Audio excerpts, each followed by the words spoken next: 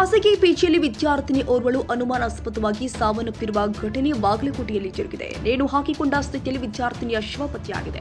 ನೇಣು ಹಾಕಿಕೊಂಡ ದೃಶ್ಯ ಕಂಡು ಇತರ ವಿದ್ಯಾರ್ಥಿನಿಯರು ಪಿಜಿಯಿಂದ ಹೊರಗೆ ಬಂದಿದ್ದಾರೆ.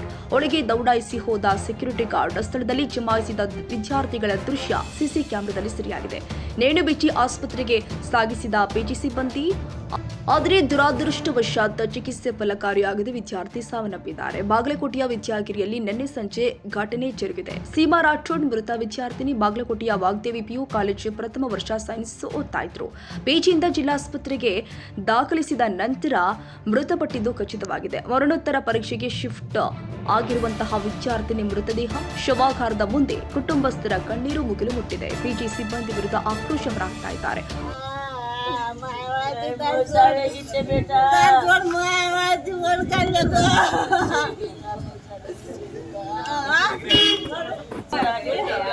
ಮಕ್ಕಳ ಸಾವಿನ ಬಗ್ಗೆ ಅನುಮಾನ ವ್ಯಕ್ತಪಡಿಸಿದ್ದು ಸುನಗ ತಾಂಡದ ವಿದ್ಯಾರ್ಥಿನಿ ಸೀಮಾ ಎನ್ನಲಾಗ್ತಾ ಇದೆ. ಬಾಗಲಕೋಟೆ ಜಿಲ್ಲೆಯ ಬೀಳಗಿ ತಾಲೂಕಿನ ಸುನಗ ತಾಂಡ ನಮಗೆ ಪಿಡ್ಸ್ ಬಂದಿದೆ ಅಂತ ಕರೆ ಮಾಡಿದ್ರು. ನಂತರ ನೇಣು ಹಾಕಿಕೊಂಡಿದ್ದಾಳೆ ಅಂತಿದ್ದಾರೆ. ಸಾವಲ್ಲಿ ಸಂಶಯವಿದೆ, ಸೂಕ್ತ ತನಿಖೆ ಆಗಬೇಕು ಅಂತ ಕುಟುಂಬಸ್ಥರು ಆಗ್ರಹ ಮಾಡ್ತಾ ಇದ್ದಾರೆ.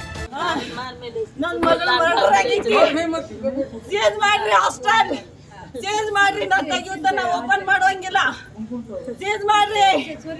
Vagdevi hostel change.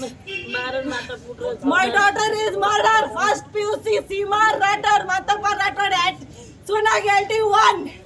Enquiry immediately. Seize it. Wagdevi Hostel and College, seize it. Immediately seize it. Where is police? Where is police? I will complain. Where is police?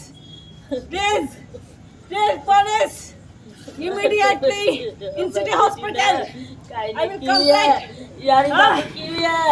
Devi Hostel. Please call me police. Seema Rathod murder. Seema Rathod mother. I am Shakuntala Mantappa Rathod. Please call police.